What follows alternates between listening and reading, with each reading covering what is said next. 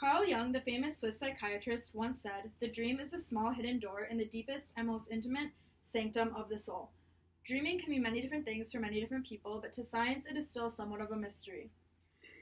REM sleeping and dreaming, although a mystery, does contribute to the well-being of the brain.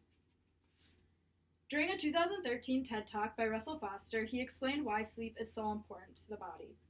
Sleeping restores the body's overall health and restores it. If you're sick or if you're injured, sleeping helps you to recover.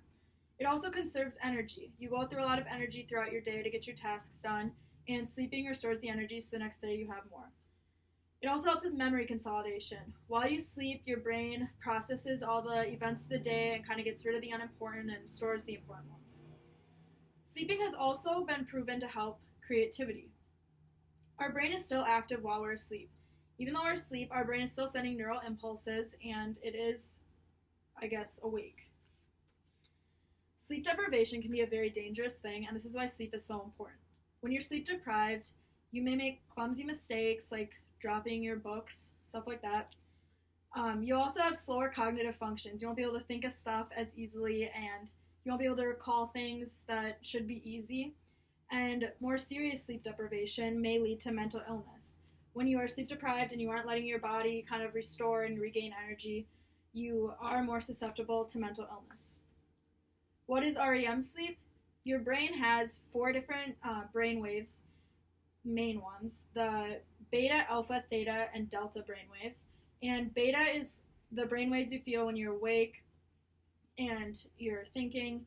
Alpha is when you're kind of in a relaxed state, like watching TV. Theta is when you're in a light sleep, kind of right away when you fall asleep. And delta is the deep sleep that you feel throughout the night. In a 2014 crash course by Hank Green, he talked about what the body is like during REM sleep. During REM, your body is pretty much paralyzed. You don't move besides your eyes. It stands for rapid eye movement, so your eyes are moving.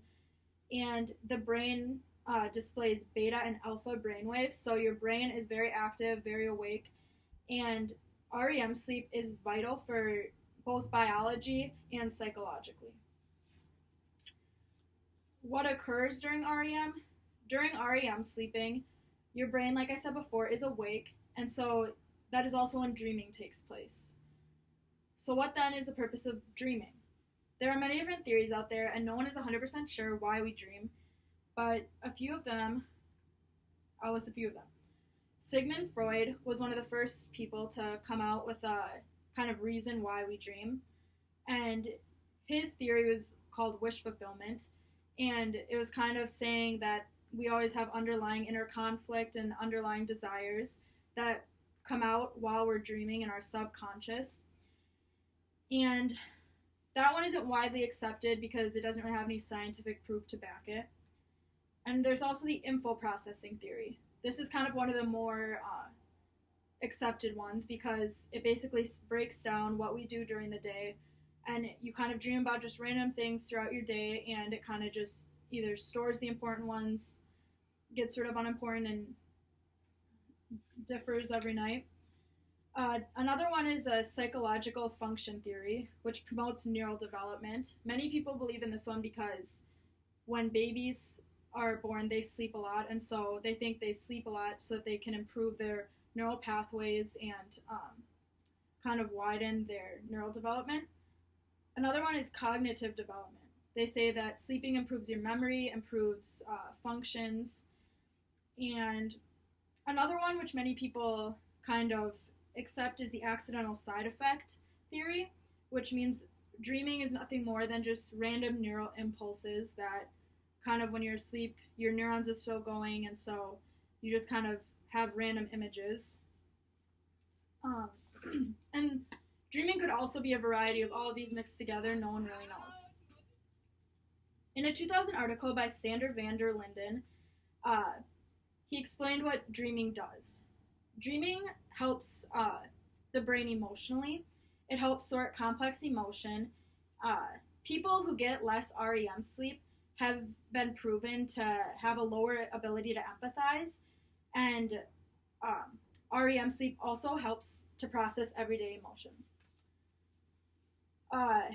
Where does dreaming take place in the brain? Intense dreaming has been linked to the amygdala and hippocampus, which would make sense since that is where your memory and emotion, that's where that is. And when you recall a dream, that is also this, it uses the same mechanism as retrieving a memory, so that is also linked to the amygdala and hippocampus.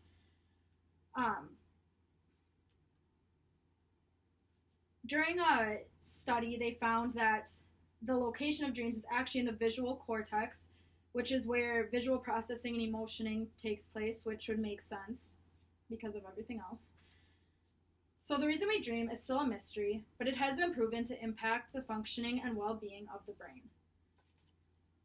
Sleep is important for health, and it helps you to regain energy. Dreams occur during REM, sleep, and that is when the brain is most active. And dreaming also improves cognitive skills and emotion. Thanks for listening.